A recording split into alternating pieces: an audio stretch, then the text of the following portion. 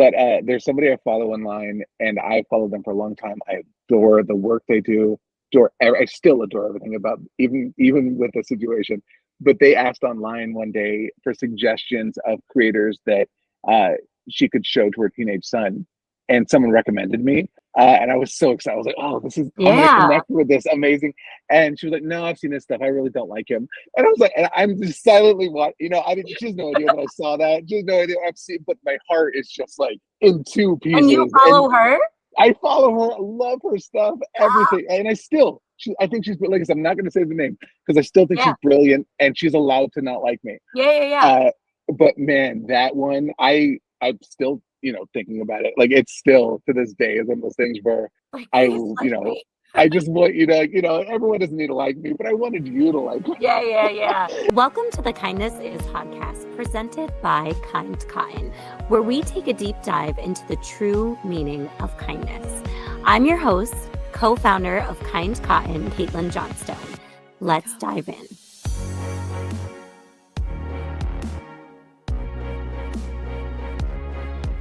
It is not so often in today's society that you find men out there who are really breaking down barriers, really attempting to dismantle systems such as the patriarchy that are incredibly harmful to women. But my guest today is doing just that. Chesko, widely known as the speech prep to his 1.8 million followers on social media, is a tenured professor, national champion speech coach, former touring slam poet, and the host of the Mr. Pick Me and the Man Hater podcast. We had a conversation this week that was all over the map in all of the most beautiful ways, and I hope you enjoyed as much as I did. We do that on my podcast almost all the time, where we just purposely hit record because we will talk for an hour and realize that could have been an episode. Why did we just waste? I know. I do yeah. that all the time too. I should Mhm. just be like, hey, listen, before we go into this, I'm just going to hit record and I can Yep. edit out anything that Mhm. doesn't go the way that we want it to, because it's so genuine, especially when Mhm. this is the first time that we're actually speaking. Right. So I feel like it's that genuine connection, right, that Mhm. comes across that would be a good thing to have on the podcast. So hopefully Absolutely. we can recreate it. Hopefully. Now I had to get my performance voice on now. Yes. Actually, it's so funny that you say that. And because you talk so much about gender stereotypes and stuff, I didn't Mhm. see it go in this direction, but I can't tell you how many times I have been told that either I sound like a man or your voice can't be real. Are you Mhm. sick? What is wrong with you? Stop. There's also something called, and you probably know, being in California, there's a forcedness to a raspy voice that I guess Like a is, vocal fry. yeah, it's vocal Yeah. fry. Mhm. This woman got on me once on social media telling me how horrible of a human I was because I was doing vocal fry, and Mhm. how she hopes that my company goes bankrupt because I was doing Oh. vocal fry. There's an episode of This American Life because Ira Glass he's a man obviously, but he's famous for his vocal fry. It's the way he talks. But Mm, he talked about how every single time they have a woman on that is reporting on something, if she has even the hint of a vocal fry, they will get hundreds of voicemails and emails complaining about it. Yet they've never received a single complaint about his. Yeah, it stop. is. There's a lot of research that goes into things like upspeak, certain types of filler words, vocal fry, where it's historically, and you can actually look back generation after generation, that young women tend to be the early adopters of ways of speaking, of trends in speaking, that then get adopted by everybody. But it's only when women are doing it that it ends up getting, and it's always responded to and met with degradation and negativity because and people pretend like, oh, that's just not the correct way of speaking. It's like, no, that's just not the white male way of speaking, right? That's not the neurotypical white male way of speaking, right? And so we tend to, obviously now I'm going on kind of a soapbox here because I'm a communication professor, but this is one of those things where in my own classroom, when I'm working on decolonizing my classroom and changing the ways that we look at what makes good public speaking, Mm, is understanding why we view certain speech as good, right? Why do we view certain accents as pleasurable versus other ones as ones that need to be fixed? And it all has to do with white supremacy, with male supremacy. It all has to do with, it does not fit what we as a society, as a patriarchal society, decided makes a good voice, right? And it has nothing to do with the skill of the voice, the pleasure, the actual pleasing nature of the voice, or the ability of the speaker. It all comes down to, this voice reminds me of the way a young woman speaks, so it's bad, and we need to change it, and that's why I don't like it. All right. Anytime someone comes at me for my voice again, I'm cutting this part of the podcast and I'm just going to hit play and say, please listen to this. Yeah. Because of course, right? Of course, Mm-hmm. something that I never even like took the time to look up or Right. try to figure out or just anything. Of course, it has to do with that. I mean, Mm-hmm. why would it And not?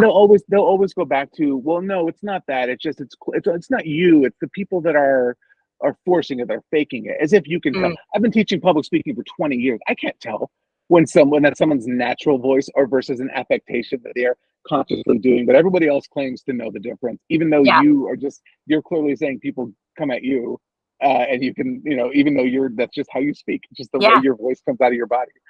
How did you get into what you've gotten into? Because it's really interesting to me, right?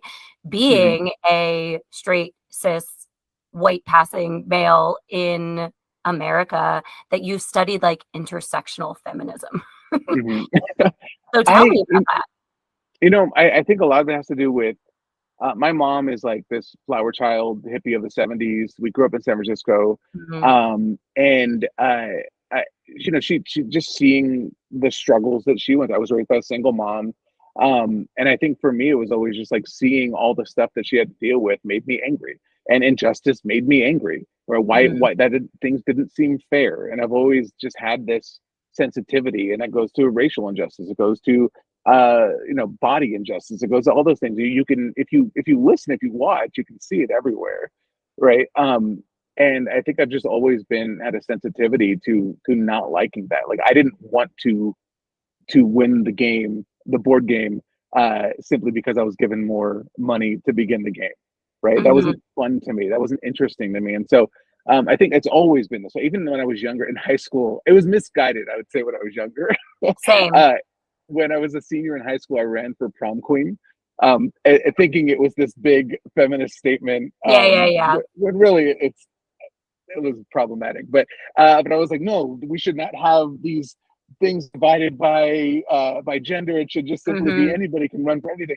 And at the time, I had no idea what I was doing or saying. I just thought I was just mad. And so I go to college, and I didn't know what I wanted. I knew I wanted to be a teacher. I just didn't know what I wanted to teach, and so I was, going back and forth and taking all these classes. I stumbled. I'm not going to give the whole spiel. I've talked about it online before, but I fell into speech and debate, fell into communication studies, and I had this amazing professor for a performance class I took, and I wanted to take her for another class, and she was teaching a class called Gender and Communication, Mm. and I took it, and it just, I was like, this is what I want to do. This is what I want to study. Everything you're talking about makes me mad, and it makes me like, this is what fuels me. This is what I want to see changed. And just to give another example, so my mother's best friend growing up was a gay man, as well, Mine and so, too. well, there you go. And so he was I'm like my like this. male role model. Yeah, yeah, yeah.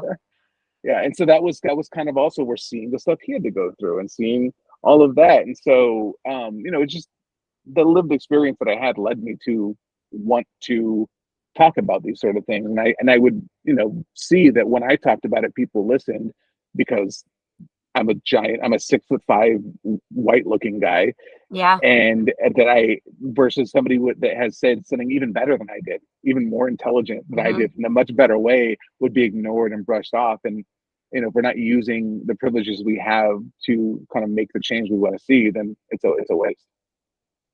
It's so true. I mean, anytime that Mhm. I talk about any sort of like racial injustice or anything, I'm like Mhm. calling in specifically other white women, right? Mhm. Because like if if other white women can't get white Right. women to listen to what is happening. I mean, there's like a huge reason that 55% of white women still voted for Trump in like the past Hmm. election, right? Like Hmm. we are part of the problem. So it's like Hmm. it's so important. That's something that I try to live by every single day. And it's something that I'm gonna mess up all the time too. And Of course. part of what I have framed my definition of kindness is the idea that we need to be open to change. Like we allow our Hmm. egos to get in the way so often Hmm. that we're like, oh, I'm not even open to this new information that is coming in Hmm. my direction, right? As opposed to acknowledging that new information and being like, oh yeah, I really screwed up, but that doesn't mean that I'm going to stop doing X, Y, Z. And I think Is that's so that's I'm 100% with you on that, because you see, how often do you see it? The second somebody stops getting their rewards for doing Mhm, something nice, the second they get called out or called in, however you want, in whatever way it's going about it, do they get so defensive and mhm. angry, and all of a sudden like, well, I'm not going to do it anymore. Yeah. I'm done. Right. Mhm, And that's why they were not, that was not kindness they were doing. They were, it seemed nice, right, mhm, on the surface, but it was the second that it's what you're doing when the rewards stop.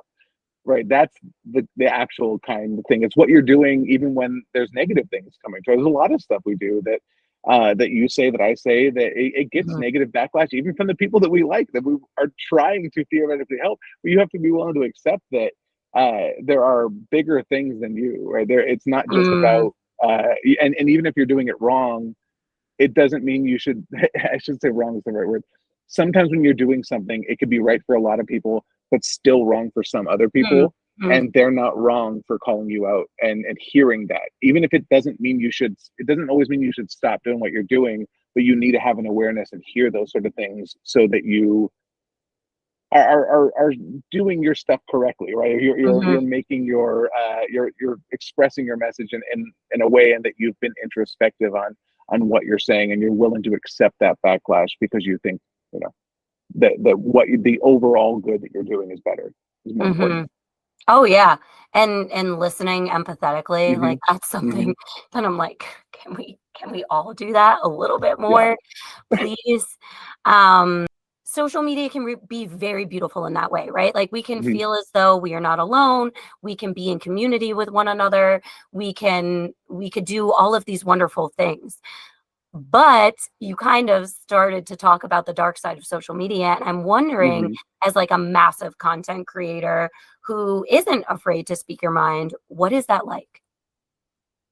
Oh, I mean, it can be scary. I don't know if scary is the word. It's not scary for me, but scary in the sense that I have a family that I Mm, care about, mhm, and I want them to be protected. And we've talked a little bit beforehand about how I go by a pseudonym online, just because I don't want my name to be at the forefront of what's going on in there.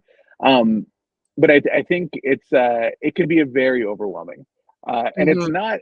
It's hard in a different way, right? So from a mental health perspective, it's extremely draining, right? I hate saying it's hard though, because I've worked hard jobs. I was yeah, raised by yeah, a yeah, single mom in poverty. Like she's works hard, right? What she did was hard. What I do is not hard in that mhm, sense, but it is something I do think there's a, for me at least, a time limit on, where I don't know how long I'll do this at the level that I'm doing it. Right. I think I'll mhm, always, at this point, I have enough of a public presence that I'll still probably continue using that voice and using that, the privilege of having a platform, in as many ways as I can. But I do think there is a time limit on the amount of just constant vitriol that you get online, because it you like to pretend like you can just ignore it, right? yeah, Like you can just like brush it off your shoulders, but people find they get really creative in making you feel terrible about yourself.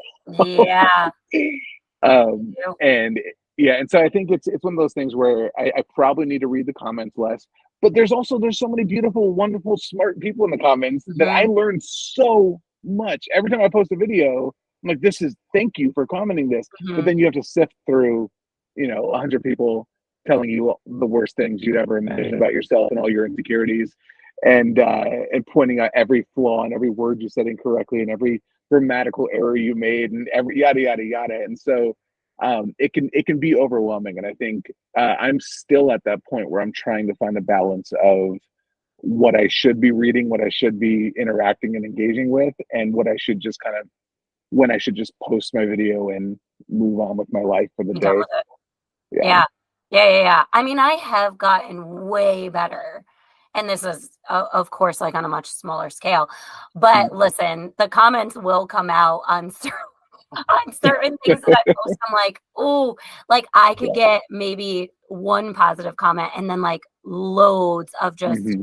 crazy, like, you're a sexual predator, you're a groomer, you're this, you're Hmm. that, like all for saying, hey, it's okay if Heather has two mommies, like Right. it's Right. totally fine for us to embrace inclusive books because that's the nature of our world. And I have gotten better with those to like block and delete. Like, does it Right. still kind of like sting sometimes? Yeah, but I've gotten better about moving on. It's like Hmm. the ones that you don't expect sometimes, right? Like the Yeah. ones that are like, I've been supporting you forever and now I'm never giving you another dime, and like really go in Hmm. on stuff that you're like, whoa, I really just thought I was like being a decent human right now. Hmm. Well, here, I'll give you the exact. I'm not going to say the name because I still really do like this creator, but there's somebody I follow online, and I followed them for a long time. I adore the work they do. I still adore everything about even with the situation. But they asked online one day for suggestions of creators that uh, she could show to her teenage son, and someone recommended me. And I was so excited. I was like, "Oh, I'm gonna Yeah. connect with this amazing." And she was like, "No, I've seen this stuff. I really don't like him." And I was like, and I'm just silently watching. I mean, she has no idea that I saw that. She has no idea what I've seen, but my heart is just like in two And you pieces. And follow her?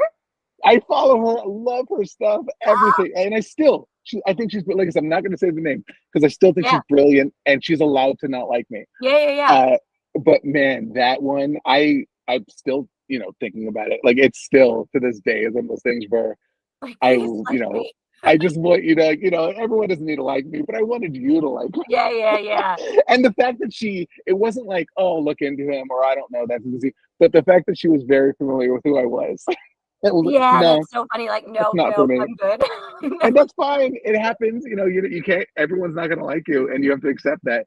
But yeah, that you're right though. When it's somebody that you Hmm. thought you was, then especially in that moment where I was like, oh, I got a little inside right there, but that's fine. It's Yeah, okay. we can move on. It'll be all right. Yeah. Maybe she'll come around. Yeah. Um, that's so funny. In my mind, I think about all the time the fact that, my partner and I own Kind Cotton together, right? Like this is Hmm. very much a 50-50 partnership. He left his full-time job now a year and a half ago. So, and we have a 4-year-old. So it's like Hmm. everything is just like this beautiful partnership in which I Right. don't think we have the typical relationship when it comes to work responsibilities, when it comes to the house responsibilities, when it comes to our daughter. Like it is Hmm. like when I tell you down the line, like a Hmm. true partnership, it is. Um, and I wonder all of the time because I hear so much like, oh, Kev's amazing. What a great dad he is, like, oh my Uh, goodness. He took Kenzie out here and he's like doing X, Y, and Z. And like, hmm. he like did the dishes after dinner. And I'm like, Super dad. hey, like I Yeah. I carried this human, like I No, no, but spent, that's your job though, right? Because yeah, that's where the underlying assumption is there, right? It's like, no, no, he's doing, and it's a weird balance, right? Because obviously you and I know this, my wife and I know this, right? That this is what he should be doing, right? This is what yeah, every partner should be doing. It's not impressive. It's where the bar should be at hmm, the base level, right? Above and beyond is different, but at the base level, that is, it's mediocrity that is hmm, getting praised. But there's the acknowledgement where those compliments come from is the fact that he likely could do way less and still be praised, yeah, right? yeah, And yeah, still get away with it. And so there is one of those things where it's that balance of I even have to find myself like stop myself from not making fun of guys that get praised for this kind of stuff too, because I also want more guys to do these things. I oh want yeah, more yeah, men to yeah, step up exactly. and to be an equal, but it's such a sad reflection of where we're at as a society where this bar that should be the baseline beginning is something that I get it too. That anytime I'm out with the kids, anytime I'm shopping with them by myself, anytime I'm doing anything on my own with them, I get those smiles like, Yeah, like "You go, Dad! Oh, amazing! it's Wow!" so You know, wonderful. I Yeah. feel like I like walk in. It's like a movie, or it's true though. It literally does. Where it's fun to go out because I know for a fact I get those, but and it's not fair. It's such a ridiculous double standard Hmm. we have in our society where that happens. Though it's yeah, it's sad. It's very sad, but one step at a time, I guess. Yeah, yeah, yeah. Yeah. And this also is not to say, you said something that struck me. Like, oh, you did say something about going above and beyond. And my Mhm. husband truly does. Like, I'm like, Mhm. I hit the white, straight, cis, middle class male jackpot. Like, Uh, let's be real. Like, if God forbid anything ever happens to my mhm. partner, like I I don't know. Like Mhm. I'm in this own bubble of, oh, you like actually care about humanity. Oh, you Mhm. actually like give a shit to be a very good partner and a very good Mhm. dad. Like it's it's a wonderful feeling. Um the first thing that I saw of yours, I know I touched upon it before, but I didn't share Mhm. exactly what it was. It was a video of a young woman, I believe she was sitting in a bar Mhm. and she's very much like, "Leave me alone," you know? And you got a lot of comments about, like, "Why couldn't she have just been nice?" And we Mhm. talked about, like, the difference between niceness and kindness before, Right. but this is something that I think is so important because I talk about it all the time. I'm like, Mhm. niceness is keeping the status quo and, Mhm. especially for women, keeping your mouth shut, not saying anything to disrupt systems, and kindness is actually the polar opposite, right? Mhm.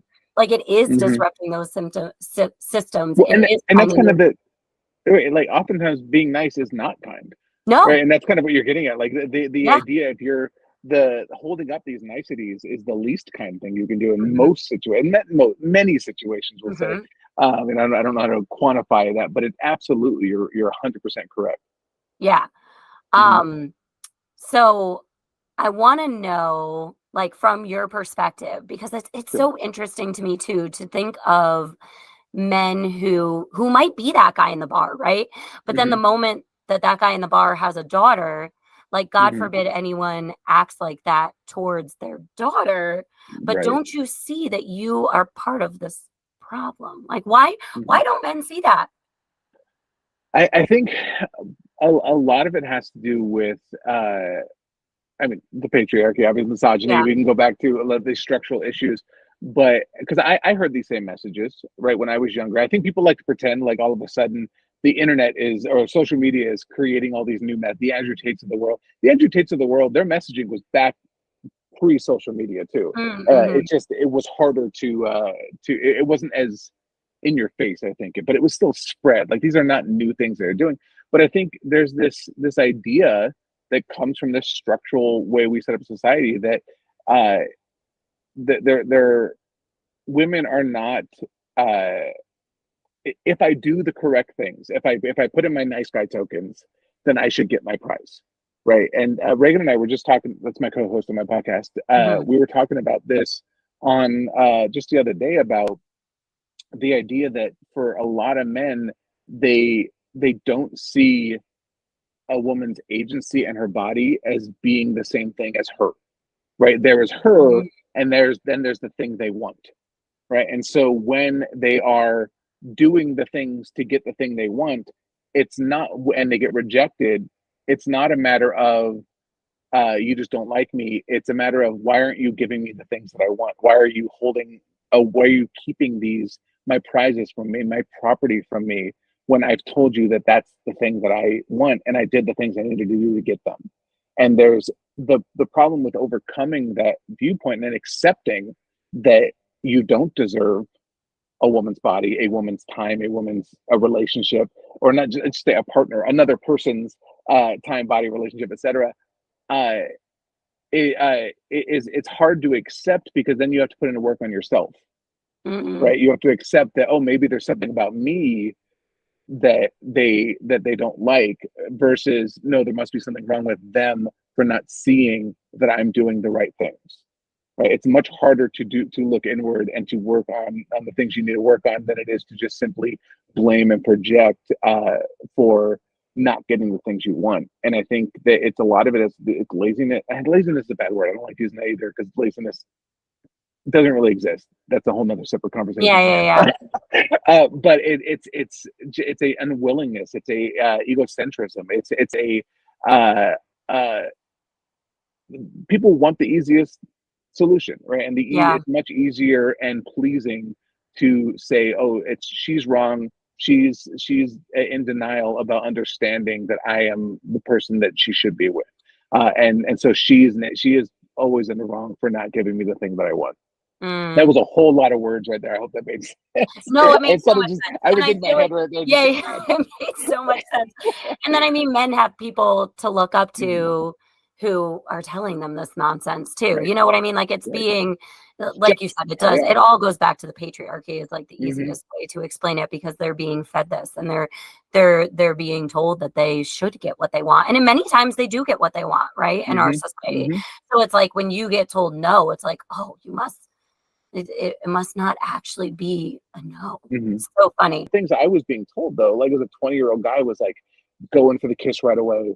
Mhm. Be aggressive, show her your what you want. Don't blah blah blah blah blah. And so I thought that was what you were supposed to do. I Yeah. didn't do those things because I didn't know how to do those things. But as a 19, 20-year-old guy who had no life experience other than other dudes telling me things, right? I believe those things. It's one of the reasons Mhm. why I make these videos. There needs to be somebody out there giving an alternative option that is expressing, no, the people that are actually end up in relationships are the ones that are not following this Yes. advice, that are not doing these things. Yeah, like, please don't Hmm. have Andrew Tate be your idol, like, Hmm. which so wild.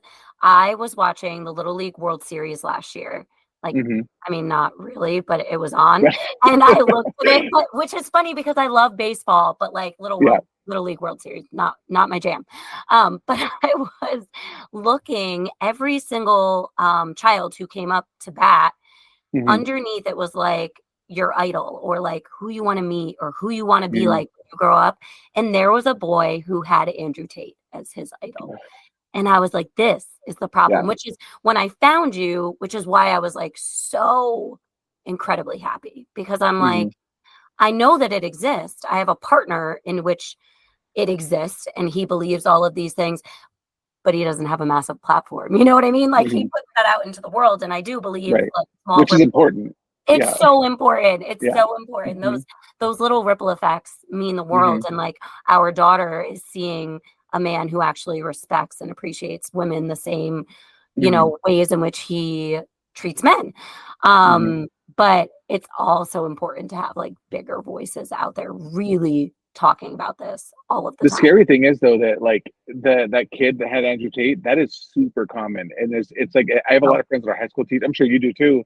They again, and these young guys, they're idolizing it, and it's because it makes the other guys laugh. It makes them like and like I remember hearing those same things back mhm. then too. Like this is not new, but it's become much more pervasive because of the accessibility of social Yeah. media. So it is I would say it's a bigger problem. It's not a Hmm. new problem, but it's bigger and especially more widespread with young people because of how in your face it is.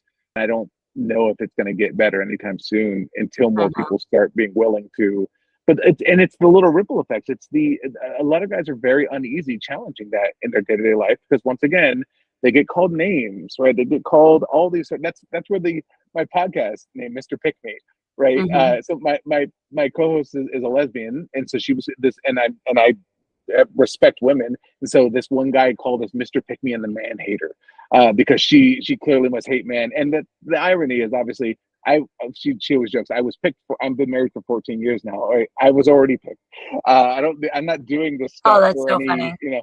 And she was like I don't hate men, right? And that's the but because of this, anytime you challenge that social norm, anytime you speak out against these things, and especially it's much easier online for people to say that, but it does happen. If you say if your buddy says something really sexist at the golf course and you let it slide, you've just told them it's okay to do that. I'm still going to be your friend around you.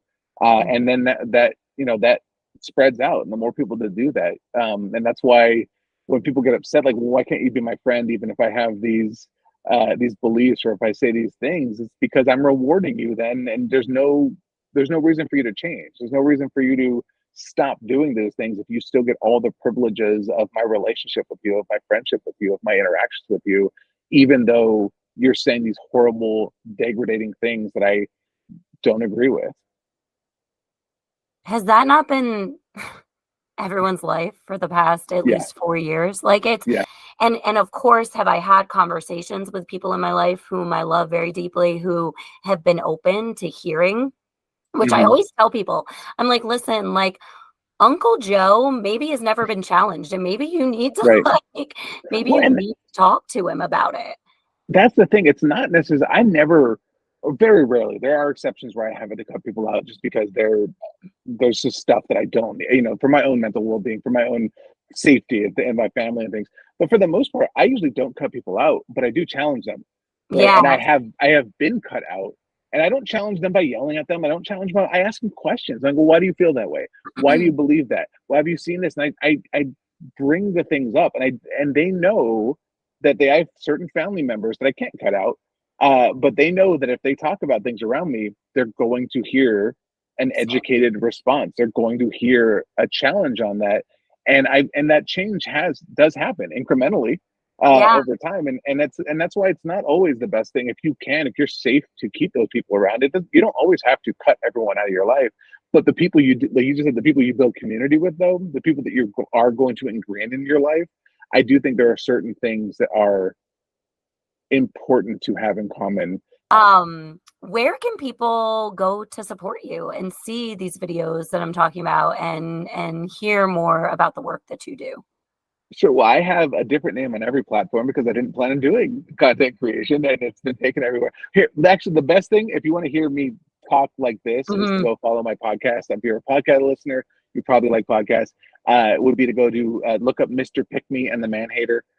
We talk about a lot of the worst people on the internet and have discussions about all these fun topics that we go about. Or just look for The Speech Prof on any of the social media if you like short form stuff.